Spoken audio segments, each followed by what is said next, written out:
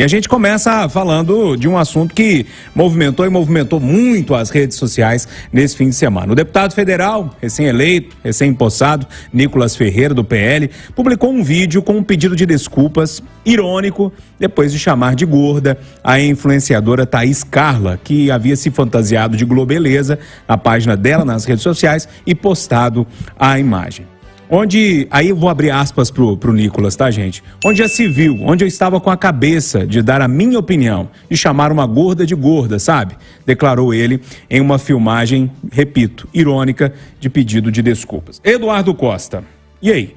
Precisava disso ou não? Bom dia. Bom dia, boa semana para todo mundo. Eu falo demais. E quem fala demais, já dizia meu pai, dá bom dia cavalo. Então eu me vigio frequentemente. E eu consigo compreender as dificuldades que o Nicolas tem com a própria língua. Eu já fui jovem. E eu era mais impetuoso. Os hormônios estavam a mil. Então eu fiz mais bobagem do que faço hoje. Eu consigo compreender o Nicolas. Só que ele está cada dia um caminhão mais sem freio no anel rodoviário. É moço inteligente, a votação dele dispensa qualquer outra avaliação.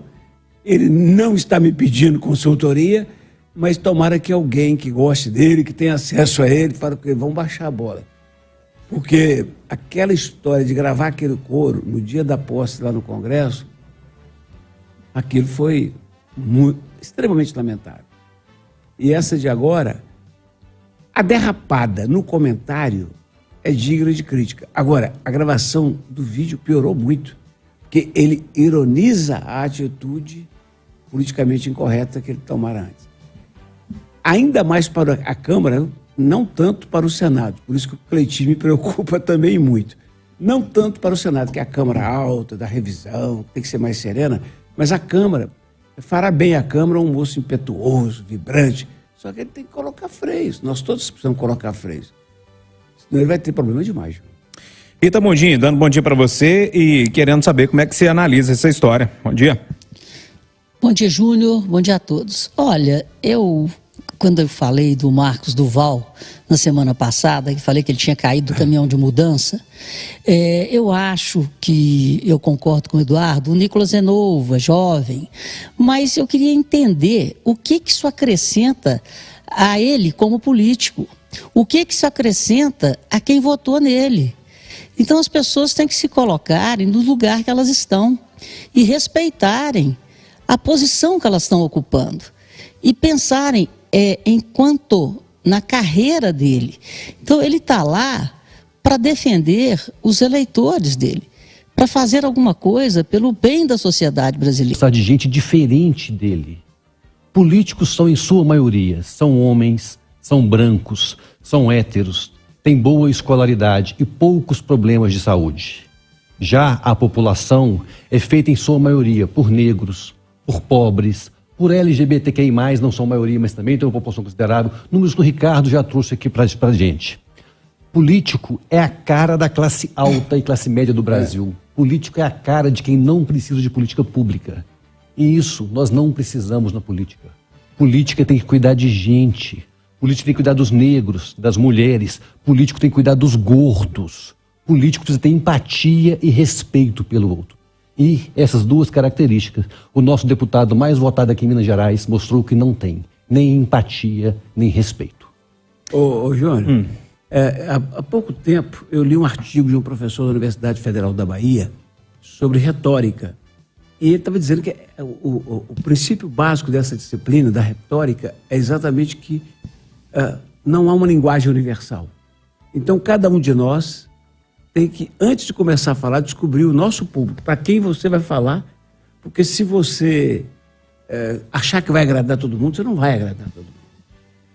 Agora, nessa de escolher o público e se dirigir ao público, muita gente se estrepa, porque se não houver respeito à universalidade, à diversidade da vida, o caminhado é curto. O melhor exemplo é o Bolsonaro, cujo governo tinha muita virtude, mas na ânsia de falar para os seus, deu no que deu. Agora, de tudo o que aconteceu no governo Lula, nesse governo, uma das coisas que está mais repercutindo para onde eu vou, é aquela fala dele para os representantes dos movimentos sociais, vocês precisam me ajudar, porque eu sou um homem sem casa e sem palácio. Quer dizer, ele estava falando com um público específico, mas tem que pegar leve, porque senão dói. Vamos virar a página aqui, discutir um assunto bem nosso, e não é assunto novo não, tá? Acontece, vira que mexe, a gente vê notícias desse assunto. Olha aqui, a Guarda Municipal prende parte de uma quadrilha que furta cemitérios. As estruturas metálicas, imagens sacras e até crânios são alvo dos ladrões. Ô Malco, na hora que a gente olha para essa situação, a pessoa que talvez está um pouquinho mais desatenta, ela fala assim, mas roubar coisa no cemitério. Só que alguns cemitérios aqui em Belo Horizonte, por exemplo, o cemitério do Bonfim, que é histórico, né? Ali há peças muito caras e de valor histórico e inestimável. Das poucas coisas que ainda havia respeito é pela morte neste país. Os cemitérios sempre foram preservados. Você pega um cemitériozinho na beirada da estrada, às vezes você vê uma exposição imobiliária e ele está lá. O Bonfim é um outro exemplo no coração da cidade que se preserva dentro da sua história e da tradição que representa. Agora, ameaçar a morte, buscar dinheiro sobre a morte, antes acontecia nas funerárias, né, que explorava a morte. Agora explora depois da morte também. Esse é o Brasil de hoje. Ô Rita Mundim, roubar de morto não deve trazer boa energia não, hein? Pois é, esse é o retrato do desespero, né, da pobreza de um país. Então a gente tem que colocar esse país no caminho da prosperidade. E, na minha opinião, como economista, o caminho da prosperidade é o caminho da geração de empregos. O emprego gera renda, a renda gera a possibilidade das pessoas acessarem o mercado de consumo. Então, quando elas não têm essa renda, elas estão alijadas desse mercado, aí a gente parte aí para esse tudo ou nada, desse vale tudo, onde até o roubo em cemitérios acontece, para trocar por alguma coisa para ter acesso ao mercado de consumo. E aí, Ricardo Kertzmann, quando você olha para uma situação dessa, o Malco lembrava bem ali do respeito que se havia pelos mortos, né? Que se tinha pelos mortos. Todo um processo ali em todos os cemitérios que é histórico no Brasil. Até isso se perdeu. Tem respeito por ninguém. Os caras roubam fios elétricos, tampas de bueiro, interfones, né, das casas e edifícios, retrovisores dos carros parados nas ruas. Olha, sinceramente, a polícia, ao invés de prender esse pessoal aí, eu li a notícia que eles foram presos, né?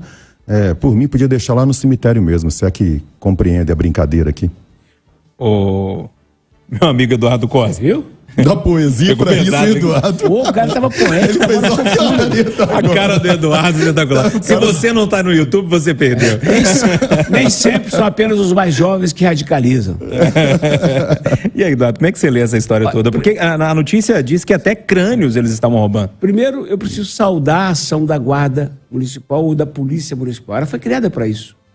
Principalmente para isso, para proteger os próprios públicos. Segundo, eu preciso dizer que eu fui recentemente, depois de muito tempo, porque eu não vou ao cemitério todo dia. Meus amigos começaram a morrer, se eu for ao cemitério todo dia, eu não saio de lá, mal. E quem não é visto é lembrado, você não tem que ficar lá toda hora, não. Então, Júnior, eu fui outro dia para o enterro do Ara, eu fiquei impressionado com o que vi. Eu já sabia que os cemitérios estão funcionando de 7 da manhã às 5 da tarde. Depois das 5 não funciona por questão de segurança, o que é o fim do mundo. Mas eu fiquei impressionado. Furtou até a torneira que põe lá no banheiro. O banheiro estava sem papel higiênico.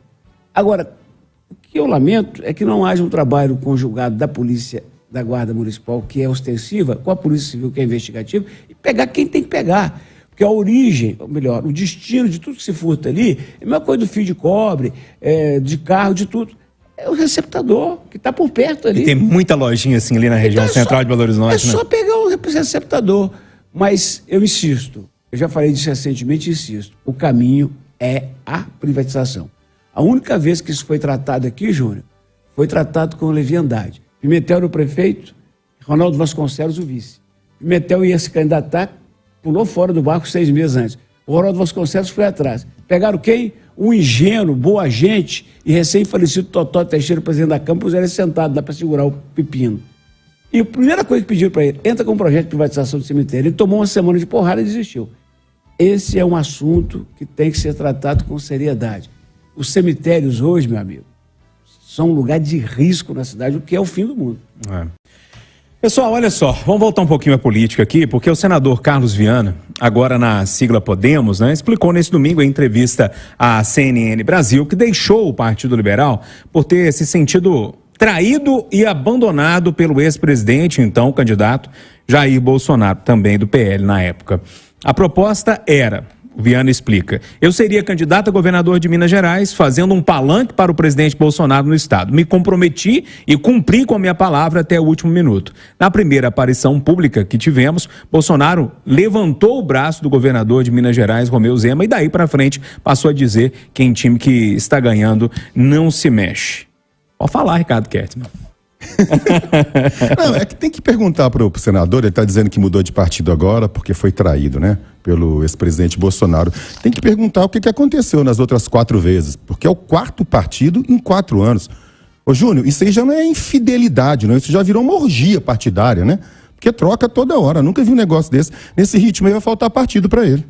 Vai faltar. Ô Malco, naquelas entrevistas que nós fizemos na campanha eleitoral, eu fiz essa pergunta para ele. Porque quando a entrevista aconteceu aqui no estúdio, esse episódio do levantar de braços, me parece que foi no Triângulo Mineiro, se não me falha a memória, já havia acontecido. E ele minimizou, falou que não tem nada disso. Enfim, todo mundo sabia que tinha alguma coisa ali, mas lógico, né, no meio de uma campanha ele não ia responder. E depois de um tempo diz que essa situação levou a que ele saia agora do PL. O senador não está muito ingênuo, não? O senador não está sendo transparente com o real motivo da mudança de partido ou das várias mudanças de partido dele. Na realidade, um dos problemas é a nossa legislação eleitoral, que permite que um senador dispute uma eleição 4 anos sem ter nenhum ônus com a sua derrota.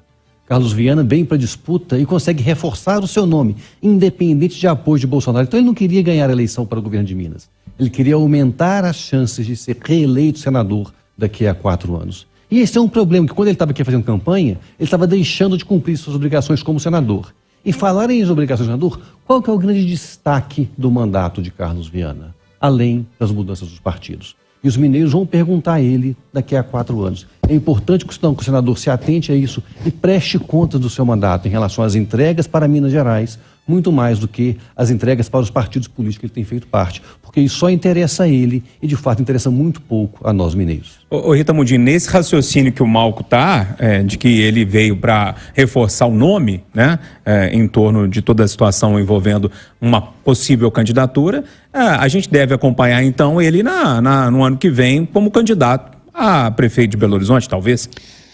Pois é, Júnior, na verdade, o Viana, né, ele tem se portado como a velha política brasileira, né, mudança de partido, tudo de acordo com a conveniência do momento. Então a traição demorou porque ele foi ver como é que ele se encaixaria diante da vitória de Lula. Então, depois que o Bolsonaro perdeu, já não era mais conveniente para ele ficar tão ligado. E aí ele sai atirando naquele que ele defendia. Então, isso é assim que os políticos se portam e se comportam, sem nenhum tipo de apreço a programas e sem nenhum tipo de apreço àquele discurso, àquela promessa feita para a sociedade, para a população, para o eleitor, quando da eleição. Então, passada a eleição, a gente volta para aquelas, eu chamo da indústria da política no Brasil. Então, essa indústria, ela é comandada por partidos. Então, esses partidos e aqueles executivos dessas indústrias, que são os próprios políticos, eles vão pulando, né? Vão pulando de uma indústria para outra, de uma sigla para outra, de acordo com a conveniência e de acordo com os ganhos pessoais, ou ganhos pessoais políticos, né, para o futuro. Então, o Carlos Viana sendo mais um, infelizmente, mais um político brasileiro, representante da velha política que não representa a sociedade. Júnior, é porque o Malco falou a respeito das realizações, né, que o eleitorado vai cobrar. Teve uma, Malco, ele conseguiu eleger o filho dele deputado.